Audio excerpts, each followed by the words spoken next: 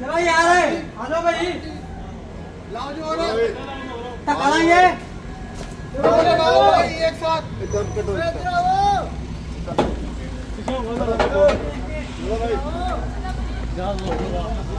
चलो भाई भाई आने